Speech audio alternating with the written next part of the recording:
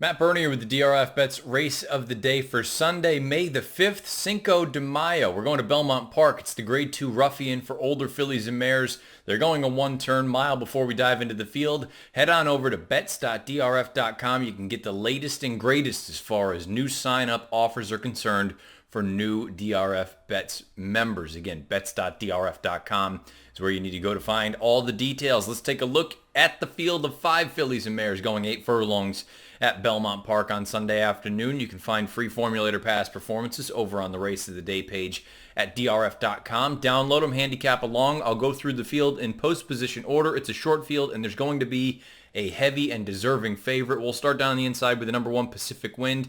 So this is a mare, 5 years old now, that I've really been a fan of for Chad Brown for quite some time. She actually started out in Southern California with Peter Urton.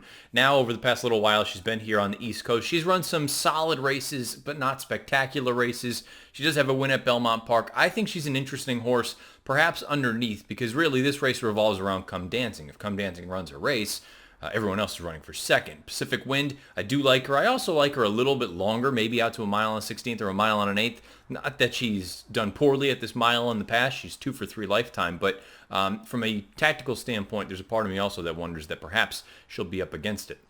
Let's take a look at the number 2, Sun Studio. Goes out for Pletcher and Johnny V. Most recently a winner. Coming from off the pace at Aqueduct. Timeform US had the main track that day at Aqueduct on May the 24th as intensely closer friendly. So she would have theoretically had the track in her favor. This was the first start going out for Pletcher. Had previously been with the Brad Cox barn. You take a look and see what she's done. She's run fine enough anyway. She's 2 of 5 lifetime. There's some reasons to believe that she has plenty of upside here because she is so lightly raced. But at the same time, if you look at her compared to some of the big girls in here, again, I hate to say it, most notably Come Dancing, she just pales in comparison to what we're dealing with there on the far outside. So Sun Studio, perhaps a horse that you could fool around with underneath. As far as a win contender, I don't love her, but if you do like her, you're going to get rewarded on Sunday afternoon. The 3 is Pink Sands. Goes out for Shug McGahee, Jose Ortiz with the mount. This one is a little bit more exposed, a 11-time starter. She has won 3 of her 11 lifetime starts. She's been in the money on 5 other occasions, so she's rock solid. She shows up and runs her race more often than not. They tried Graded Stakes Company in the most recent run down at Gulfstream Park on March the 16th. That was the Grade 2 inside information. Whether it was a combination of things, the racetrack perhaps not working in her advantage because it is Gulfstream and usually want to be a little bit more forward in those 7/8 one-turn races. But also I think we have to acknowledge the fact that perhaps from a number standpoint and from a class standpoint, she might be a little bit compromised compared to some of the other girls in this spot. Again, from a tactical standpoint, at least she can be a little bit closer to the pace than a horse like Sun Studio, who figures to come from a little bit farther off of it. I think she may even be able to get the jump on a horse like Pacific Wind, although the Timeform US pace projector disagrees with that. Let's take a look at the pace projector. You can see that blue bar indicating a slow pace, and they have the number 4 Frosty Ann out there all by her lonesome. I tend to agree with that situation. I brought up the idea that I think perhaps Pink Sands could be positioned ahead of a horse like Pacific Wind. Timeform has Pacific Wind ahead of Pink Sands. We'll see how that goes. But nonetheless, it looks like it's going to be a slow pace, and Frosty Ann will be the one cutting out the fractions. Goes out for Rudy Rodriguez. I think she's rock solid. She's a nice New York bred. You see she's won 15 of 38 lifetime. There's really nothing to knock there. She's, without question, at her best when she's out on the lead, setting the fractions. Now, this turn back in distance has been successful for her in the past. Go back to that Biogio's Rose 3 starts back. That was her first start back at a one-turn mile, coming off of a mile and an 1/8 race at the Big A. She came back. She won by 6 lengths. It was a big effort, scored at 9-1. You're probably going to get a comparable number here. I don't know if you're going to quite get 9 simply because she does seem to be controlling speed in here. But I do think this turn back is beneficial for her, and you have to love the fact that she loves Belmont Park. She's 4 for 7 lifetime. She's 8 times in the exacta from 10 lifetime starts at this mile distance, 6 times a winner. To me, she makes all the sense in the world, and if you are looking to potentially upset the outside runner and Come Dancing, I think Frosty Ann is the most likely situation simply because maybe there's a chance that she just gets loose and she takes him the entire way. We'll find out. But now we get to the horse that you need to know about and we need to talk about, and it's the horse to beat, no question about it. Goes out of the Carlos Martin barn. This is Come Dancing, the 5-year-old mare. She's by Malibu Moon. Manny Franco retains the mount.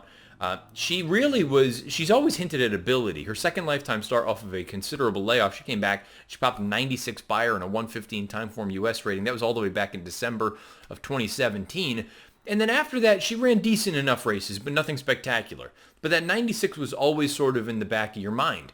Last December, the Gopher Wand, a one-turn mile at the Big A. She runs a bang-up race at odds of 9-1, nearly defeats Marley's Freedom. We'll find out. By the time this race is run, you'll know what Marley's Freedom did on Saturday afternoon down at Churchill Downs in the Grade 1 Humana Distaff, but we know how good Marley's Freedom is.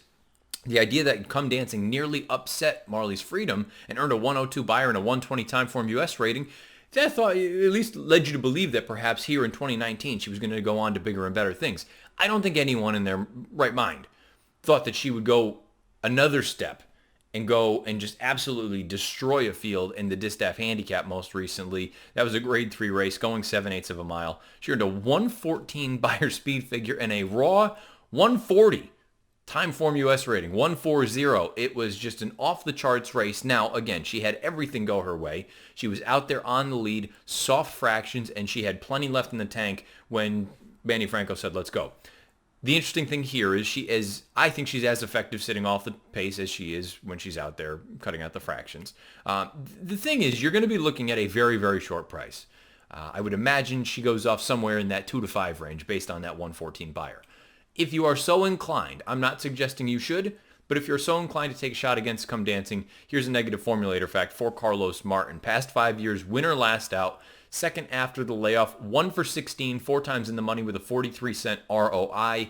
Again, I'm not suggesting you really do that because based on the last 2 races, if she runs either of those, she's going to win. And no surprise, let's take a look at my pick. I'm going with Come Dancing. I have no interest in trying to beat her. But I will say, this to me is a fascinating horse to watch on Sunday because if she goes out there and does anything remotely close to what she did in the Distaff, not only are you looking at one of the better female sprinters in the country, you're probably looking at one of the better horses in the country. So we'll find out if she can come back and replicate, or at least come reasonably close to replicating what she did in that Distaff at Aqueduct back on April the 5th. It was a bang-up performance. We'll see what she can do here on Sunday. I do think the pace is going to be a major piece to this entire race, so I'm going to go 5-4 in here, a cold exacta. I'm going to say Frosty Ann cuts out the fractions. Come Dancing sits just off. She gets first run. She goes on, passes Frosty Ann. Frosty Ann hangs around and finishes second in here. And perhaps I would use Pacific Wind underneath in third. But this race, it's all about Come Dancing. You either love her or you want to try and beat her. And if you beat her, you're going to get paid. It's the 8th race at Belmont Park on Sunday, the DRFBets race of the day. Again, head on over to bets.drf.com. You can find out all the latest as far as promos are concerned. And then specifically for new sign-up members, all sorts of great deals. Bets.drf.com is where you need to go. Scheduled post time for the 8th race at Belmont Park on Cinco de Mayo, the DRFBets race of the day, 5:18 Eastern. Good luck.